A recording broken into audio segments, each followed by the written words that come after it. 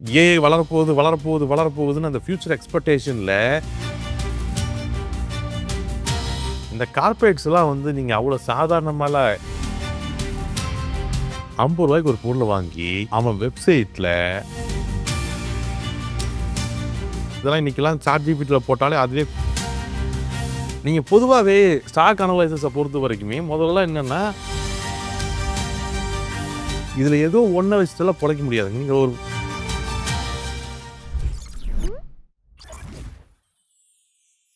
First of all நீங்கள் stock மார்க்கெட்டுக்குள்ளே வர்றீங்கன்னா இந்த ஸ்டாக்கை சூஸ் பண்ணுறதே ஒரு பெரிய கலை ஆக்சுவலாக. ஏன்னா இந்த கார்பரேட்ஸ் இருக்காங்கல்ல, இந்த கார்பரேட்ஸ்லாம் வந்து நீங்கள் அவ்வளோ சாதாரணமாலாம் எடை போட்டுறாது. நான் ரீசெண்டாக இந்த உடைய பேலன்ஸ் ஷீட்டை அனலைஸ் பண்ணேன். பயங்கரமாக லாபம் பண்ணுற மாதிரியே இருக்கும். ஆனால் ஓவரால் பிஏடியில் எடுத்து பார்த்தீங்கன்னா அங்கே நஷ்டமாயிடும். சேல்ஸ் எல்லாமே லாபத்தில் இருக்குது. ஆனால் ஓவரால் ப்ராஃபிட் பார்த்தோம்னா நஷ்டத்தில் இருக்கே. என்னடா கதை அப்படின்னு போய் பார்த்தோம்னா ரொம்ப சிம்பிளாக சொல்கிறேன். அந்த கார்பரேட் ஃபைனான்ஸ் எப்படி செயல்படுது அப்படிங்கிறத வந்து ₹50 ஒரு பொருளை வாங்குறாங்க. ₹50 ஒரு பொருளை வாங்கி அவன் வெப்சைட்டில் ₹100 போடுறான்.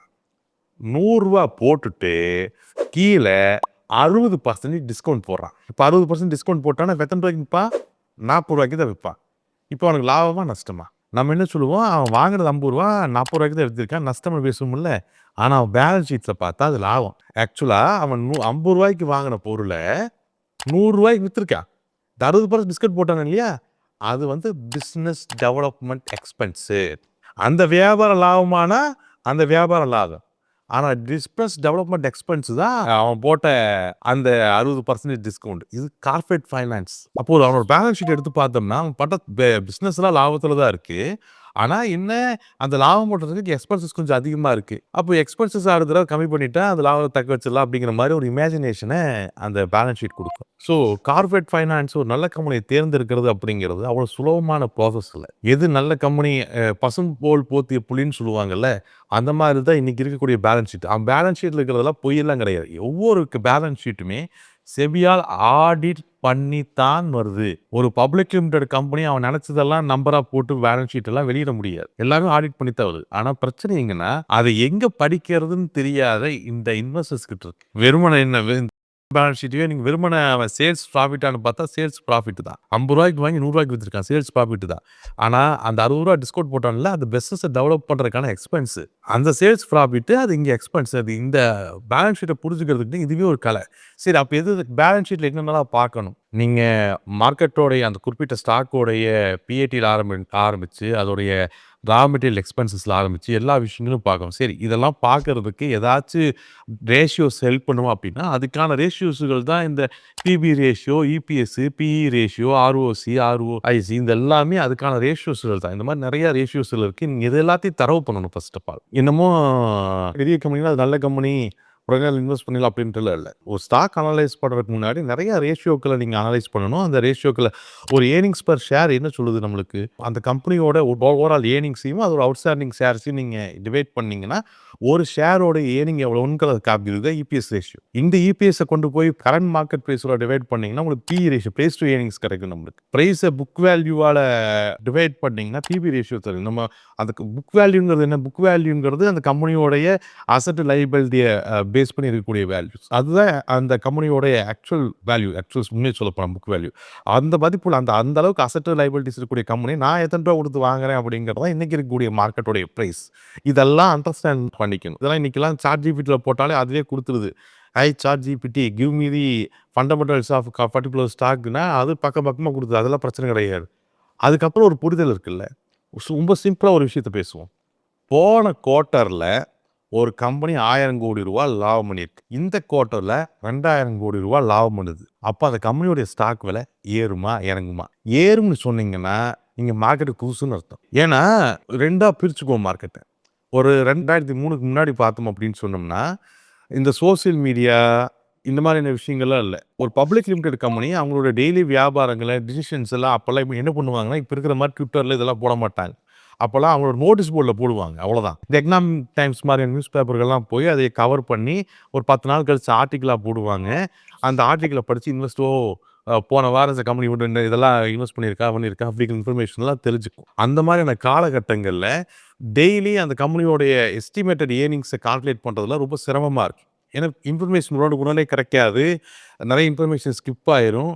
ஸோ ஒரு குவார்ட்டர் முடிச்சு அடுத்த குவார்ட்டரில் இவ்வளோதான் ரிசல்ட் வரும் அப்படிங்கிற அக்யூரேட்டான இன்ஃபர்மேஷன் யூகியம் அப்படிங்கிறது இருக்கவே இருக்காது. அதனால போன குவார்ட்டரில் 1000 கோடி வந்துச்சு, இந்த குவார்ட்டரில் 2000 கோடி லாபம் வந்துச்சுன்னா அந்த ஸ்டாக் ஈஸியாக மேலே போயிடும். ஆனால் இன்னைக்கு அப்படி இல்லை. இன்னைக்கு இந்த இன்ஃபர்மேஷன் ரொம்ப அக்யூரேட்டாகவும் கம்பெனி கிட்ட இருந்து டைரக்டாகவே நம்மளுக்கு கிடைக்குது. அப்போ என்ன ஆகும்னா போன குவார்ட்டரில் 1000 கோடி லாபம் வந்திருக்கா, இந்த குவார்ட்டரில் எவ்வளோ லாபம் எதிர்பார்க்குறோங்கிற எஸ்டிமேஷன் நம்மளுக்கு முன்னாடியே கையில் கிடைச்சிடும். அந்த எஸ்டிமேஷன் ஒரு 3000 கோடி இருக்குன்னு வச்சுக்கோங்களேன். 3000 கோடி தான் லாபம் எதிர்பார்க்குறேன், 2000 கோடி தான் லாபம் வருதுன்னா அது நெகட்டிவ் நியூஸ் தான். எதிர்பார்த்தாலும் லாபம் வரல, மார்க்கெட் இறங்கும். அங்கே உட்காந்துட்டு நான் போன குவார்ட்டரில் 1000 கோடி வந்துச்சு, இந்த குவார்ட்டர் 2000 கோடி வந்திருக்குல்ல, ஏன் ஸ்டாக்கோட ஏறல அப்படின்னு கேட்டுருக்கூடாது. ஈவன் நம்ம எதிர்பார்த்த மாதிரி 3000 கோடி வந்தாலும் ஸ்டாக் இறங்கும். ஏன்னா 3000 கோடி ரூபாய் வரப்போகுதுன்னு எல்லாத்துக்குமே தெரியும். ஸ்டாக் வாங்கி வச்சிருப்பேன், 3000 கோடி வந்துட்டு ப்ராஃபிட் புக் பண்ணி வெளியே வருவான். அந்த 3000 கோடி கூட வரலைன்னா பெருசாக இறங்குது. ஸோ ஒரு அனலைசிஸ் அப்படிங்கிறது முதல்ல இருந்த மாதிரி இப்போ இருக்கிறது இல்லை. நீங்கள் பொதுவாகவே ஸ்டாக் அனலைசிஸை பொறுத்த வரைக்குமே முதல்ல என்னென்னா பாஸ்ட் டேட்டா அடிப்படையாக வச்சு இயங்கும். இப்போ அப்படி இல்லை, ஃபியூச்சர் எக்ஸ்பெக்டேஷன் அடிப்படையாக வச்சு இயங்குது. நம்ம ஏஐ பபிள் பற்றி கூட நம்ம லாஸ்ட் வீடியோவில் பேசிக்கிட்டோம். ஏஐ பபிள் அப்படிங்கிறது இன்னைக்கு மிகப்பெரிய டாபிக் யூஎஸ் மார்க்கெட்ஸில். மிகப்பெரிய அளவில் ஜேபி மோர்கன்ல ஆரம்பிச்சு பெரிய பெரிய நிறுவனங்கள் அதை பற்றி பேசிகிட்டே இருக்கு. அது .com பபுள் கூட கம்பேர் பண்ணுறாங்க. ஏஐ வளரப்போகுதுன்னு அந்த ஃபியூச்சர் எக்ஸ்பெக்டேஷனில் ஏஐல இன்வெஸ்ட்மெண்ட்ஸ் கொஞ்சம் அதிகமாகவே போயிடுச்சு அப்படிங்கிறாங்க. வேல்யூ காட்டிலும் பிரைஸ் ரொம்ப அதிகமாகிடுச்சு அப்படிங்கிறாங்க. அதனால் அது வெடிக்கும் அப்படிங்கிறாங்க. ஏஐ உன்னா எல்லாரும் அடுத்தடுத்த மக்கள்கிட்டலாம் போயிருச்சு, ஏஐ பயன்பாடு யூசேஜ் ரெவன்யூ வந்துருச்சு அப்படிலாம் இல்லை. ஃபியூச்சர் எக்ஸ்பெக்டேஷன், வருங்காலத்தில் ஏஐ வளரும் அப்படிங்கிற எக்ஸ்பெக்டேஷனில் நிறைய பேர் அது இன்வெஸ்ட் பண்ணதுனால இப்போ இருக்கக்கூடிய அதோட வேல்யூ காட்டிலும் அதோட ப்ரைஸ் அங்கே இருக்குது. அதனால் அந்த பபுள் உடையும் அப்படின்னு எதிர்பார்க்கப்படும். இந்த இந்த இந்த விஷயங்களை நீங்கள் அண்டர்ஸ்டாண்ட் பண்ணிக்கணும். மார்க்கெட் அப்படிங்கிறது ரொம்ப சுவாரஸ்யம். நீங்கள் அந்த பொருளாதாரத்தை புரிஞ்சுக்க அது நிறையா விஷயங்களை கொடுத்துக்கிட்டே இருக்குது. எந்த ஒரு த்ரில்லர் படத்துலையும் கூட அவ்வளோ சுவாரஸ்யத்தை அனுபவிக்க முடியாது மார்க்கெட்டோட பொருளாதாரத்தை பித்து நோக்கும்போது.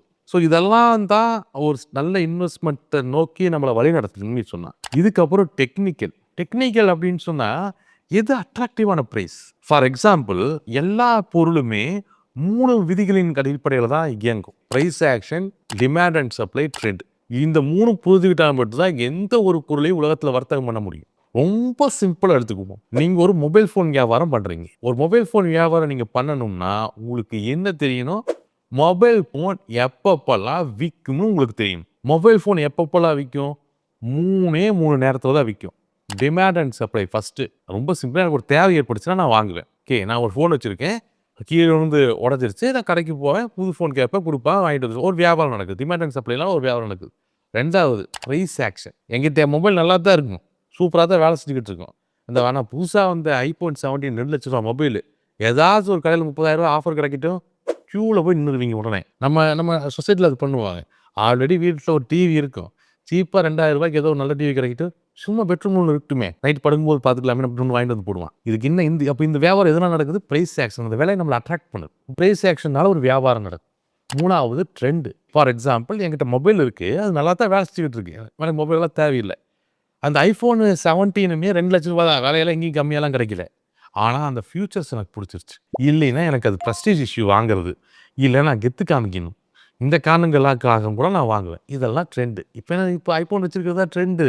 நீங்கள் போய் வாங்குவீங்க, அதுக்காக போய் வாங்குவீங்க. ஸோ எல்லா வியாபாரமும் இந்த 3 அடிப்படையில் தான் நடக்கும். அப்போ இந்த 3 அண்டர்ஸ்டாண்ட் பண்ணிட்டா எந்த வியாபாரத்தையும் அண்டர்ஸ்டாண்ட் பண்ணிக்கலாம். இது மொபைல் ஃபோனுக்கு மட்டும் பொருந்தாது, இது தக்காளிக்கும் பொருந்தும், ஸ்டாக் மார்க்கெட்டுக்கும் பொருந்தும். இந்த 3 அண்டர்ஸ்டாண்ட் பண்ணிக்கிட்டா போதும். அதைத்தான் நீங்கள் ஸ்டாக் மார்க்கெட்டில் ஃபஸ்ட்டு அண்டர்ஸ்டாண்ட் பண்ணிக்கணும். இப்போ நிறைய பேர் நம்ம வீடியோஸ்லாம் பார்க்குறோம், எனக்கு ப்ரைஸ் ஆக்ஷன்லாம் தெரியும் சார், அதை வச்சு அப்படியே இப்படி போய் இதில் ஏதோ ஒன்றை வச்சுட்டுலாம் பிழைக்க முடியாது. நீங்கள் பொதுவாக ஒரு விஷயத்தை யோசிச்சு பாருங்கள். ஒருத்தர் 100% மொபைல் வாங்குவான்னு எப்போ பேச முடியும் உங்களால்? 100% ஒருத்தர் மொபைல் வாங்குவான்னு எப்போ சொல்ல முடியும்? அவனுக்கு மொபைல் தேவை இருந்து, விலையும் கம்மியாக இருந்து, அதோட ஃபியூச்சர்ஸும் நல்லா இருக்குது. அதாவது demand and supply, price action, trend. விலையும் கம்மியாக இருக்குது, அதோட ஃபியூச்சர்ஸும் நல்லா இருக்குது, அவனுக்கு மொபைலும் தேவைன்னா 100% மொபைல் வாங்கலாம் நீங்கள் பேசிடலாம். இப்போ ஏதோ ஒன்று எடுத்துருங்க. உதாரணத்துக்கு டிமாண்ட் அண்ட் சப்ளை எடுத்துருங்க. மொபைல் விலை கம்மியாக தான் இருக்குது, ஃபியூச்சர்ஸும் நல்லா தான் இருக்குது, அவனுக்கு மொபைலே தேவையில்லை. அப்போ எப்படி 100% அங்கே இருக்கும்? இருக்காது இல்லை. அதே மாதிரி மொபைல் தேவை இருக்குது, ஃபியூச்சர்ஸ் நல்லா இருக்குது, விலை ரொம்ப அதிகமாக இருக்குது, அப்போ 100% இருக்காது இல்லை. அப்போது கான்செப்ட் என்னென்னா, இந்த 3ஐயும் ப்ராப்பராக அனலைஸ் பண்ணிங்கன்னா ஒரு ஸ்டாக்கோ, ஆப்ஷன்ஸோ, ஃபியூச்சர்ஸும் உங்களால் ஈஸியாக ஹேண்டில் பண்ணிட முடியும். முதல்ல இந்த price action, trend, demand and சப்ளையை அனலைஸ் பண்ணுறது எப்படின்னு கற்றுக்குங்க. இதை அனலைஸ் பண்ணுறதுக்கு 1000 கோடி போட்டு பெரிய சூப்பர் கம்ப்யூட்டர் டெவலப் பண்ணணுங்கிற அவசியமெல்லாம் இல்லை. இல்லை 10,000 ரூபாய் கொடுத்து ஒரு சார்ட் வாங்கணுங்கிற அவசியமெல்லாம் இல்லை. ரொம்ப சிம்பிளா மார்க்கெட்ல இருக்கக்கூடிய டேட்டாவை வாட்ச் பண்ண ஆரம்பிச்சிங்கனாலே போதுமானது. மார்க்கெட்டோட அடிப்படை என்ன? மார்க்கெட்டுக்குள்ள பணம் வந்தா மார்க்கெட் ஏறும். மார்க்கெட்ல இருந்து பணத்தை வெளியே எடுத்தா மார்க்கெட்டு இறங்கும். இவ்வளவுதான் அடிப்படை. சரி, மார்க்கெட்டுக்குள்ள பணம் வருது. வந்தா என்ன நடக்கும் மார்க்கெட்ல? மார்க்கெட்டுக்குள்ள பணம் வரும் பொழுது எந்தெந்த டேட்டாக்கெல்லாம் மாறுபடுமோ அதுதான் ரா டேட்டா. அதை அனலைஸ் பண்ணீங்கனாலே இது மூணு பிடிச்சிடும். எதெல்லாம் மாறுபடும்? பணம் மார்க்கெட்டுக்குள்ள வந்துச்சுன்னா அந்த பொருளோட ஸ்டாக்கோட விலை மாறுபடும். அப்போ பிரைஸை அனலைஸ் பண்ண தெரியணும். சரி, அப்புறம் என்ன மாறுபடும்?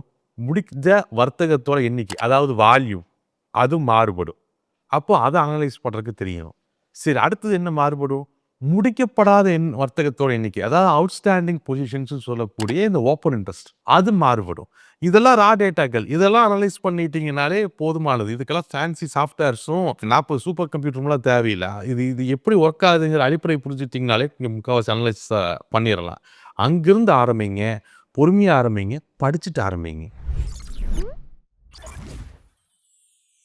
Investments in security markets are subject to market risk. Read all the related documents carefully before investing.